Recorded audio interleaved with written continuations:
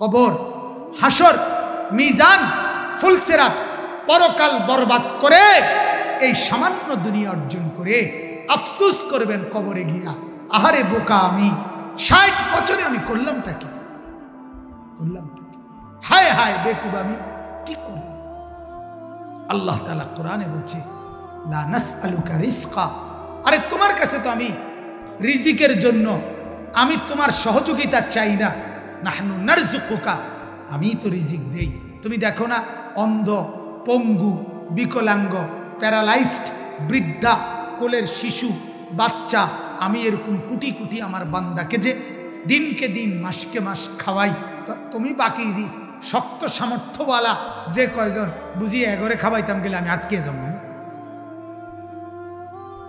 কথা বলেন না কেন? তাহলে তুমি কি ভাবছো আমাকে? এজন্য বাপ আখিরাতের ফিকির করো। আল্লাহ তাআলা কোরআনুল কারীমের মধ্যে বলছেন কিছু মানুষ আছে যাদের চোখ আছে কিন্তু দেখে না, কান আছে কিন্তু শুনে না, দিল আছে কিন্তু বুঝে না। তাহলে চোখ থাকলে আবার দেখবে না কেন? কান থাকলে আবার শুনবে না কেন? অন্তর থাকলে বুঝবে না কেন? আল্লাহ তাআলা বলেন যে চোখ আল্লাহর কথা, আখিরাত, ইবাদতের জায়গা এটাই দেখে না, ওই চোখ যেন দেখে না। যে কান আল্লাহর কথা শুনে না, ওই কান আসলে কিছুই শুনে না। যেই অন্তরে আল্লাহকে নিয়ে ভাবে না, ওইটা আসলে অন্য যত ভাবনাই ভাবুক, মূলত এটা ভাবনাই নাই, ভাবেই না। আল্লাহ তাআলা বলেন এর পরিচয় কি? উলাইকা কাল আনআম, আল্লাহ তাআলা বলেন এটা মূলত মানুষ না, জানোয়ার। কি বলেন? সবাই বলেন কি? ঠিক না, মানে জানোয়ার, এটা কর, এটা জানোয়ার, এটা হাইওয়ান। বাল হুম আদাল, আল্লাহ তাআলা বলে এটা শুধু জানোয়ার না, তার চাইতেও নিকৃষ্ট, তার চাইতেও নিচে, তার চাইতেও অপদস্থ।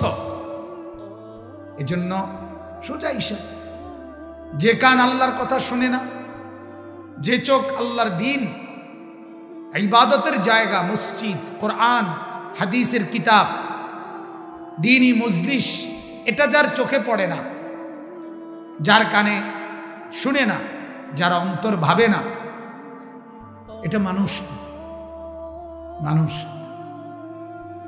আমাদের জিন্দেগি এটাই, লাগাম ছাড়া অভিভাবক, বেপরোয়া, বেখবর, যার ফলে এই হালাত। একজন মা বাপ যদি ভাবতো সন্তানের প্রতি আমার জিম্মাদারিটা কি, তাহলে প্রথম দিন, যেদিন প্রথম স্ত্রীর গর্ভে সন্তান আসছে, বুজুর্গানে দিন আল্লাহওয়ালারা বলে সেদিনই স্ত্রীর উচিত নেক কল্পনা করা, নেক ভাবনা ভাবা, তাহলে ওইটাও সন্তানের উপরে, পেটের বাচ্চার উপরে আসর করে, প্রভাব ফেলে।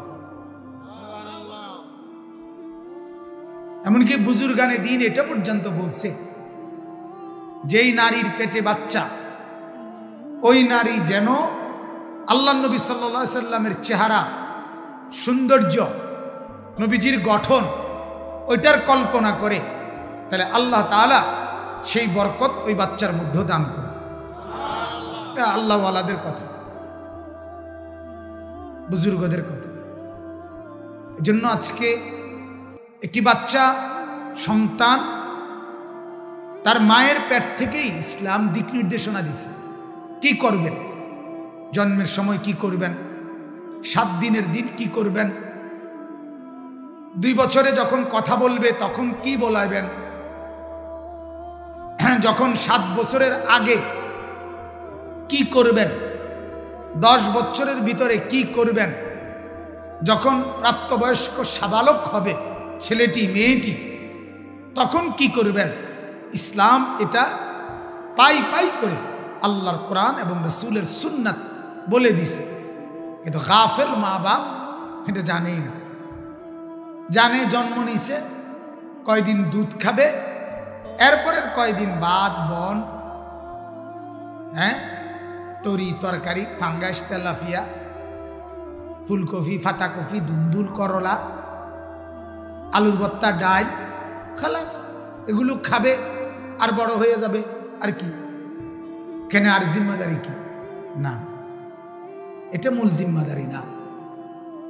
বরং আল্লাহ নবী সাল্লাল্লাহু আলাইহি সাল্লাম হাদিসের মধ্যে বলছেন, সন্তান যখন জন্ম নেয় তার কানে আজানের বাক্য শুনাইতে কোনো আল্লাহওয়ালা বুজুর্গকে দিয়ে ওই বাচ্চা কেউ কোনো আল্লাহওয়ালার কাছে নিয়ে ওনাকে দিয়ে তাহনিক করানো, অর্থাৎ ওই বুজুর্গর মুখে মধু, চিনি বাচিয়ে কিছু দিয়ে ওনার লালা সহ থুতু সহ একসাথে বাচ্চার মুখে দিয়ে দেওয়া। এটা আল্লাহ নবী সাল্লাল্লাহু আলাইহি সাল্লাম সরাসরি নিজে এই আমলটা করতেন, সাহাবীদের কোলের বাচ্চাকে তাহনিক করাইতেন। তাইলে আপনি দেখেন যে সেই ছোট্টবেলায় 7 দিনের দিন আল্লাহ নবী সাল্লাল্লাহু আলাইহি সাল্লাম বলেন, তার চুল মুন্ডন করো, চুল যতটুকু হয় ওই পরিমাণ মূল্য সাদাকা আল্লাহ রাস্তায় দান করে দাও। এরপরে আকিকা, বাচ্চার আকিকা করাও, সুন্দর একটা নাম রাখো। বাচ্চাটা যখন কথা বলা শুরু করবে, আল্লাহ নবী সাল্লাল্লাহু আলাইহি সাল্লাম বলেন তার প্রথম সবক মুখ দিয়ে হবে কালেমা লা ইলাহা ইল্লাল্লাহ। যখন 7 বছর বয়স হবে তার আগেই তাকে নামাজ চিনায়া দাও, নামাজের পরিচয় করায় দাও।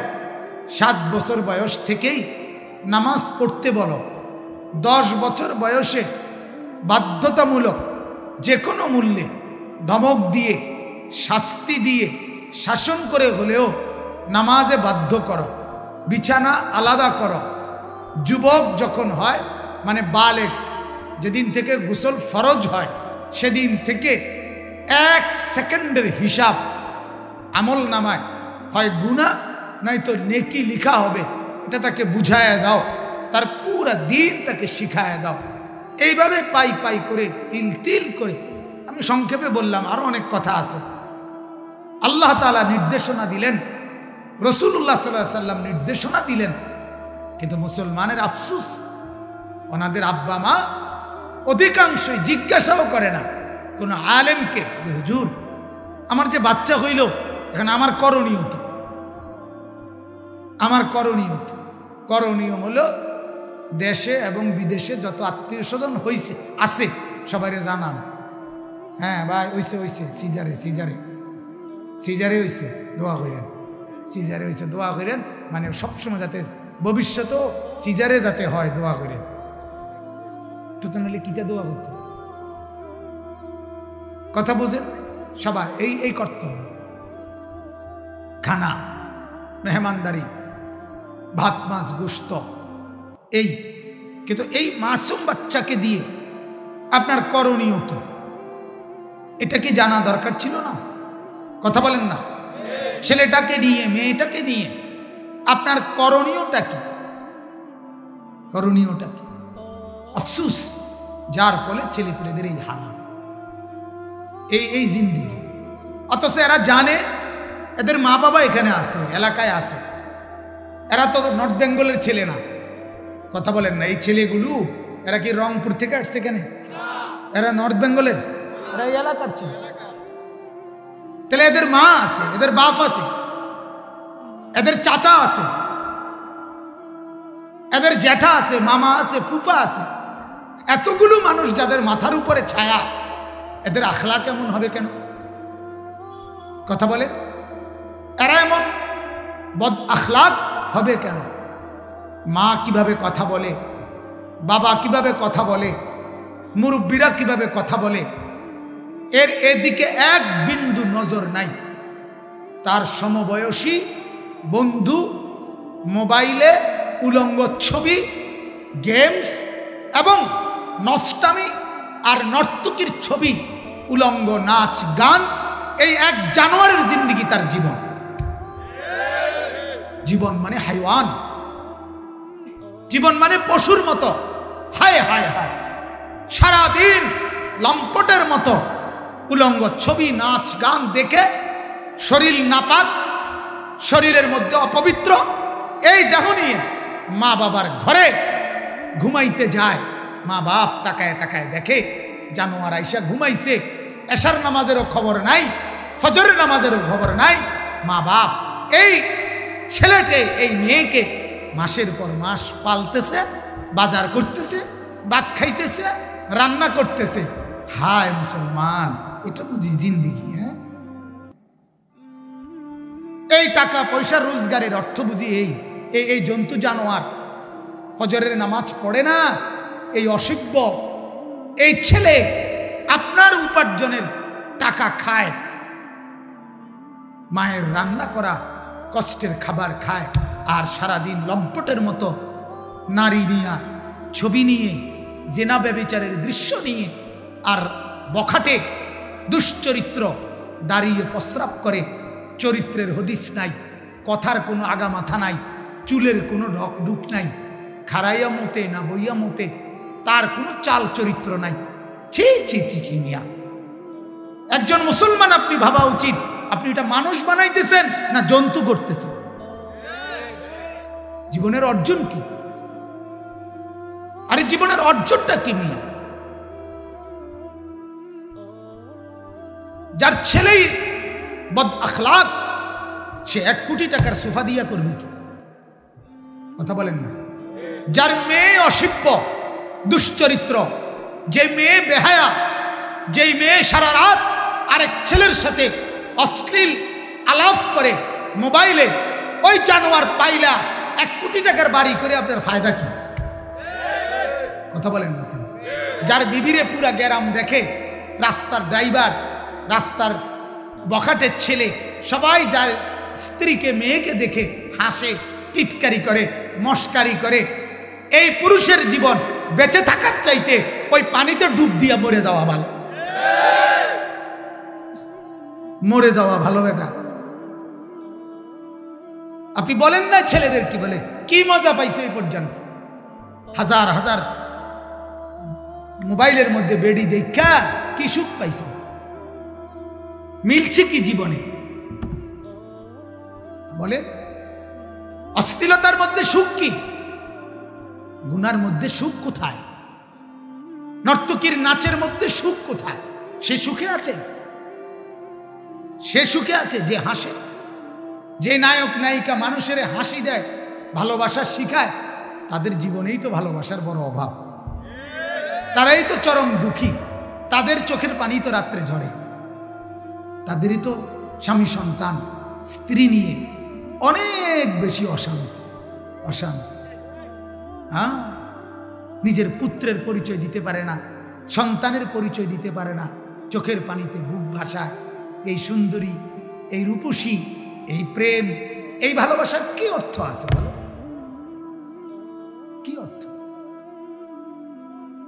এই জীবনের কি অর্থ আছে? এজন্য ভাবা দরকার, ভাবা দরকার। ছেলেরা, তোমাদেরকেও বললাম ভাইয়া, নিজের জীবন তুমি দেখো, এটা মানুষের জীবন না জানোয়ারের জীবন? তুমি দেখো কেমন লাগে তোমারে, তুমি একটু ভাবো। তোমার শরীরটা প্রস্রাব করছো 10 বার, সারাদিন রাত মিলে ধরো একবারও পানি নিলা না, টয়লেট পেপার, টিস্যু পেপার ব্যবহার করলা না, তোমার শরীরে পেশাবের দুর্গন্ধ, তুমি এত অপবিত্র, এত দুর্গন্ধ, তুমি ভদ্র কোনো ছেলে হইতে পারো?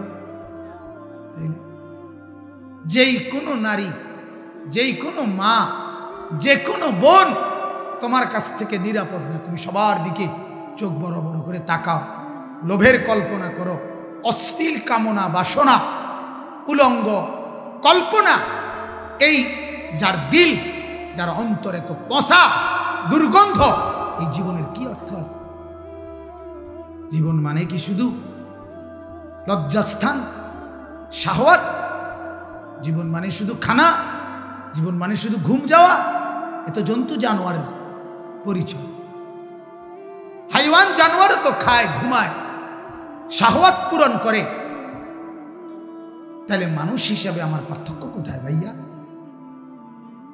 মুসলমান হিসেবে আমি কি হইলাম? তুমি যে মুসলমান, তুমি যে আল্লাহ মানো, নবী মানো সাল্লাল্লাহু আলাইহি সাল্লাম, তফাৎ কি? তফাৎ কি বলো না ভাইয়া? এক ইহুদির সাথে তোমার পার্থক্য কি? এক হিন্দুর সাথে তোমার তফাৎ কি? এক বেঈমানের সাথে তোমার তফাৎ কি? মসজিদের মিনারায় আজান হয়, বেঈমান বেঈমানের কারণে তার কানেও ঢোকে না, তুমি মুসলমান পরিচয়ধারী হওয়ার পরেও তোমার কানে যায় না, তফাৎ কি? পার্থক্য কোথায়? আল্লাহ নবী সাল্লাল্লাহু আলাইহি ওয়াসাল্লাম বলেন, ফারকু মা বাইনানা ওয়া বাইনাল কুফরি আস-সালাহ। নবীজি বলেন, স্পষ্ট হাদিস, আমাদের মাঝে আর কাফেরের মাঝে পার্থক্য নামাজ। কি বলেন? নামাজ। রাসূলুল্লাহর হাদিস। তুমি কি মুসলমান না কাফের না বেঈমান? নবীজি বলেন, বুঝার পরিচয় হলো নামাজ। নামাজ। তোমার কপালে সেজদা নাই, তুমি মুমিন কেমনে ভাইয়া? যারা যারা এশার নামাজ পড়ো নাই বন্ধু, এতক্ষণ পর্যন্ত হয় বুট খাইলা, নাহলে বাদাম খাইলা, নাহলে মোবাইল টিপা বেডি দেখলা, বন্ধু বান্ধবের সাথে ব্যাট খাইলা, ঠেঙ্গালগি দিলা, তো কি হয়েছে মিলাইয়া? অর্জন কি? মানে এইটার ফলাফল কি? Vitamin C. কথা বলেন না? এতে কি ভিটামিন হয়েছে? শরীরে কোনো পুষ্টি হয়েছে? আখিরাতের কোনো ফায়দা হয়েছে? দুনিয়ার কোনো ব্যবসা দোকানের কামাই রোজগারি বাড়ছে কিছু? কি হইল কি?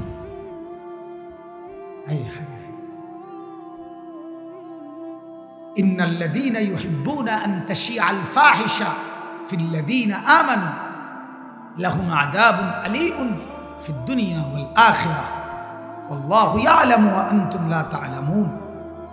কোরআনে আল্লাহ বলেন, যাদের দ্বারা সমাজে, মুসলমানের পরিবেশে, ইমানদারদের সমাজে অশ্লীলতা, ফাহেশা, বেহায়াপনা, নির্লজ্জতা প্রসার লাভ করে, আল্লাহ তাআলা বলেন আমি তাদের জন্য দুনিয়াতেও, ফিদ দুনিয়া ওয়াল আখিরাহ, দুনিয়াতেও আখিরাতেও বড় মর্মান্তিক আযাব রেখেছি। কষ্ট তুমি আখিরাতেও পাবা, কষ্ট তুমি দুনিয়াতেও পাবে, দুনিয়াতেও পাবে।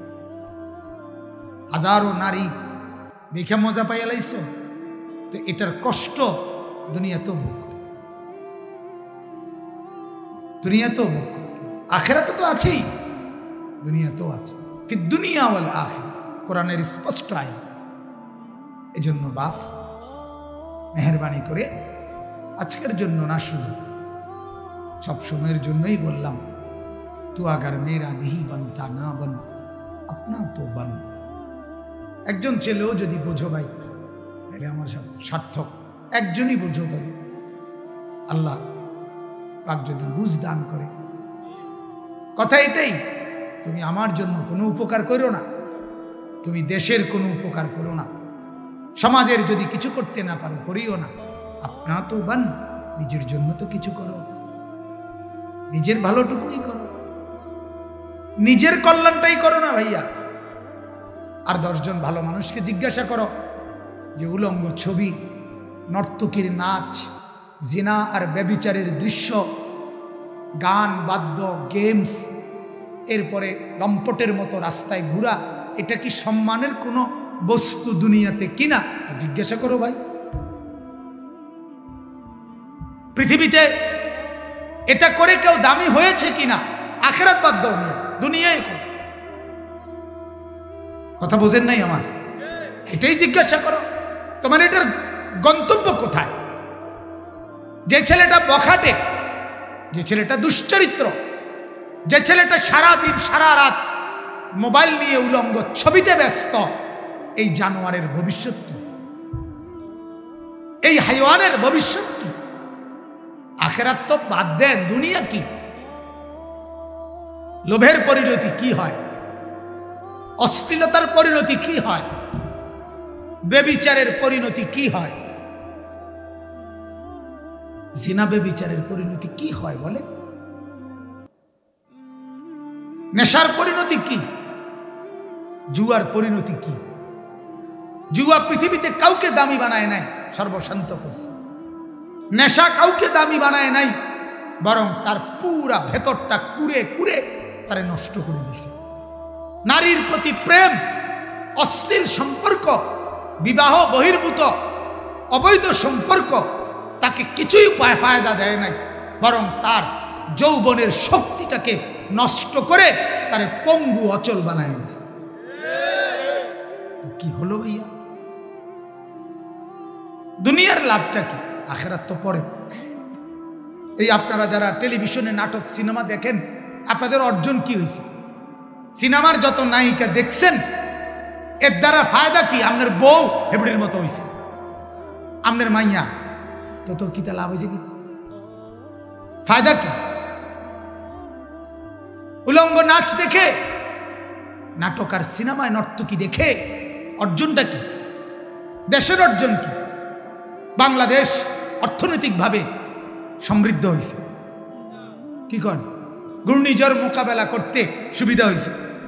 করোনার মোকাবেলায় সুন্দরী নারীদেরকে দাঁড় করাইয়া এটাকে প্রতিহত করা হয়েছে।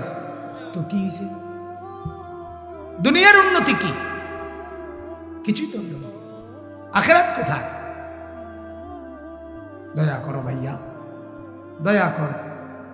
মা যদি নাও বলে আমি বললাম,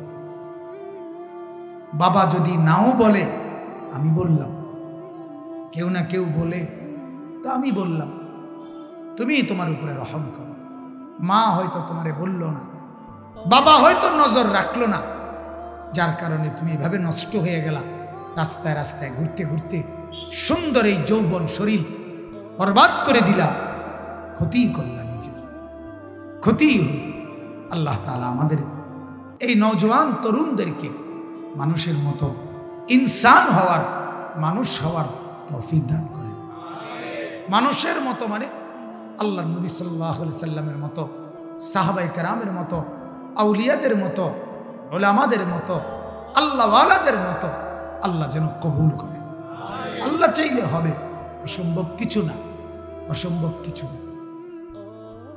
আমার বিনীত অনুরোধ, আপনারা যারা সামনে দাঁড়িয়ে আছেন, দয়া করে যদি 10 মিনিটও কথা শোনেন, 2 মিনিট তাইলেও বসেন। 2 মিনিট পরে যদি সময় না থাকে তো চলে যাবেন, এতে কোনো আপত্তি নেই, কিন্তু বসেন। ছেলেরা আপনাদের সবাইকে বলছি, নওজোয়ান তোমরা সবাই বসো ভাই। মেহেরবানি করে আল্লাহর কথা শুনবার আদব, আল্লাহ তাআলার কথা শুনবার আদব এটা। জুতা খুলে বসে শোনা, এটা কোরআনুল কারীমে আছে। আল্লাহ তাআলা তুর পাহাড়ে মুসা আলাইহিস সালামকে বলছেন যে, হে মুসা, তুমি তোমার জুতা খুলে ফেলো, আমি তোমার সাথে কথা বলবো, তুমি জুতা খোলো। অর্থাৎ ওয়াহি, আল্লাহর কথা শুনবার আদব এটা। জুতা খুলে বসে পড়ো। এজন্য মেহেরবানি করে কেউ দাঁড়িয়ে না থাকে। 2 নম্বর অনুরোধ হলো,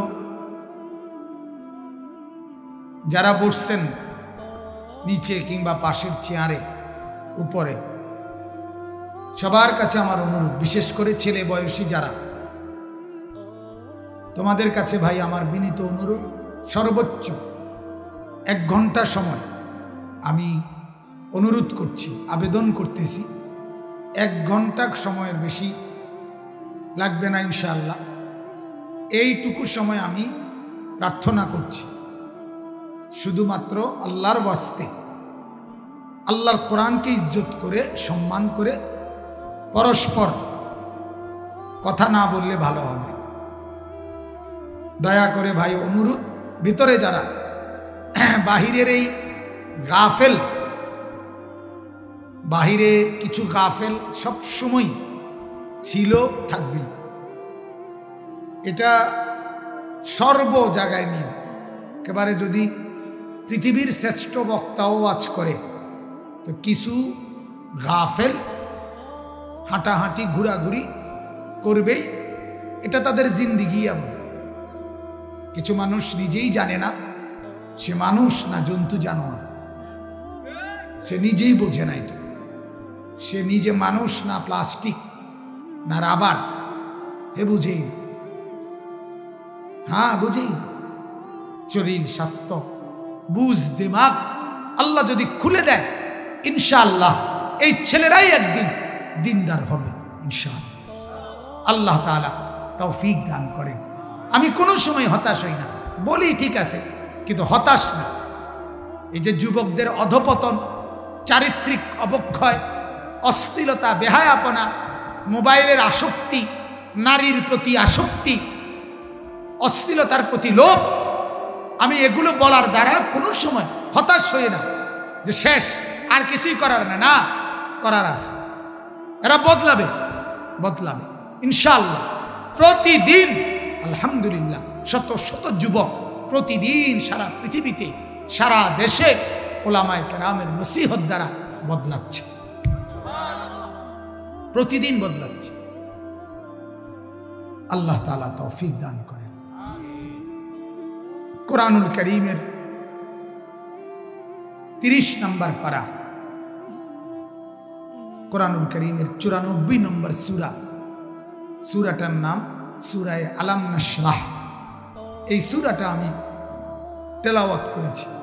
মূলত এই মাওলানা সাহেব রাসূলুল্লাহ সাল্লাল্লাহু আলাইহি সাল্লামের যেই নাত, প্রশংসা, শের আপনাদের সামনে পড়ছিলেন, এটার কারণেই দিলে চাইছে যে আল্লাহ নবী সাল্লাল্লাহু আলাইহি ওয়াসাল্লামের আলোচনা এই সূরার মধ্যে সামান্য কিছু উল্লেখ করি। মূলত আমাদের ভারতের হিন্দুস্তানের দারুল উলুম দেওবন্দ মাদ্রাসার একজন বড় অন্ধ একজন আলেম, যিনি অন্ধ, চোখে দেখে না কিন্তু দাওরায়ে হাদিস পাশ, আলেমে দ্বীন, অনেক দরদ মাখা কণ্ঠে এই গজলটা উনি প্রথম গাইছেন খুব, এবং ওনার গাওয়াটাই জনপ্রিয় বেশি, যেন ওইটা আমি নিজে বারবার শুনি। হ্যাঁ হ্যাঁ, কারি হাসান মহসিন কাসিমি, এই উনি পরে খুব অন্ধ মানুষ, চোখে দেখে না, মাথায় পাগড়ি, রুমাল বাঁধা, উনি যখন পড়ে এই গজলটা কলিজা ছিঁড়ে যায়। আমি বেশি শুনি এটা, এই জন্য এটা বলাতেই আমি বলছি যে আমি শুনতে চাইছি যে আপনি আবার বলেন। আল্লাহ নবী সাল্লাল্লাহু আলাইহি ওয়াসাল্লামের মহব্বত আল্লাহ তাআলা আমাদের কলিজার সবটুকু জুড়ে দান করুক, আমিন। নবী সাল্লাল্লাহু আলাইহি ওয়াসাল্লাম বলেন, লা ইউমিনু আহাদুকুম হাত্তা আকুনা আহাব্বা ইলাইহি মিন ওয়ালিদিহি ওয়া ওয়ালাদিহি ওয়ান নাসি আজমাইন। আল্লাহর নবী বলেন, ততক্ষণ পর্যন্ত পূর্ণ মুমিন হইতে পারবে না, মুকাম্মাল কামেল পরিপূর্ণ ইমানদার হতে পারবে না, যতক্ষণ পর্যন্ত তোমার বাবা মা, সন্তানাদি এবং পৃথিবীর সব মানুষের চাইতে আমি মুহাম্মদকে, আমি রসুলকে সবচেয়ে বেশি ভালো না বাসবে, ততক্ষণ পূর্ণ ইমানদার হতে পারবে। তাহলে পূর্ণ ইমানদার হওয়ার জন্য আল্লাহর নবী সাল্লাল্লাহু আলাইহি সাল্লামকে ভালোবাসা আল্লাহর পরে সব মাখলুকের চাইতে বেশি ভালোবাসা নবীকে দরকার। সুবহানাল্লাহ। কোরআনুল কারীমে আল্লাহ তাআলা কোরআনে বলছে, আন-নাবিয়্যু আওলা বিল মুমিনিনা মিন আনফুসিহিম। আল্লাহ তাআলা নিজে বলেন, শোনো আমার বন্ধু, আমার নবী, আমার রাসূল, আমার প্যারা দোস্ত মুহাম্মদ সাল্লাল্লাহু আলাইহি সাল্লাম, তিনি তোমাদের প্রত্যেকের জন্য তোমাদের জান, তোমাদের নফস, তোমাদের অস্তিত্বের চাইতেও বেশি ঘনিষ্ঠ, আপন, প্রিয়, নিকটস্থ। সাল্লাল্লাহু আলাইহি সাল্লাম তার চাইতেও তোমার কাছে, তার চাইতেও কাছে। কোরআনের আয়াত। কোরআনুল কারীমে আল্লাহ তাআলা বলছেন, ইন কানা আবাউকুম ওয়া আবনাউকুম ওয়া ইখওয়ানুকুম। আল্লাহ তাআলা বলেন, যদি তোমাদের বাবা দাদা, সন্তানাদি, ভাই বেরাদর, তোমাদের আত্মীয় স্বজন, আশিরাতুকুম, তোমাদের জমানো মাল, আমওয়ালুন ইকতারাফতুমুহা, তোমাদের ব্যবসা, তিজারাতুন তাখশাউনা কাসাদাহা, তোমাদের ঘর বাড়ি, জায়গা জমি, আল্লাহ বলেন এই সব কিছুর চাইতে বেশি প্রিয় যদি আমি আল্লাহ এবং আমার রসুল এবং আমার রাস্তায় জিহাদ, এই তিনটা যদি সব কিছুর চাইতে বেশি প্রিয় না হয়, আহাব্বা ইলাইকুম মিনাল্লাহি ওয়া রাসূলিহি ওয়া জিহাদিন ফি সাবিলিহি ফাতারাব্বাসু হাত্তা ইয়াতি আল্লাহু বিআমরি, তাইলে অপেক্ষা করো, অচিরেই আমার আযাব তোমার উপরে আসবে। কঠিন কথা, কোরআনের আয়াত। আল্লাহ তাআলা বলছে, তোমার বাবা মা, সন্তানাদি, তোমার ভাই বেরাদর, তোমার স্ত্রী স্বজন, তোমার ব্যবসা, তোমার মাল, তোমার ঘর দুয়ার, সব কিছুর চাইতে আল্লাহ বেশি প্রিয় হইতে হবে, রাসূলুল্লাহ সাল্লাল্লাহু আলাইহি সাল্লাম বেশি প্রিয় হইতে হবে, আল্লাহর রাস্তায় জিহাদ এটা বেশি প্রিয় হইতে হবে। আল্লাহকে বলতে হবে, মাওলা আমি আপনাকে সবচাইতে বেশি ভালোবাসি, আপনার বন্ধুকে সবচাইতে বেশি ভালোবাসি, আপনার জন্য জান দিতে সবচেয়ে বেশি ভালোবাসি।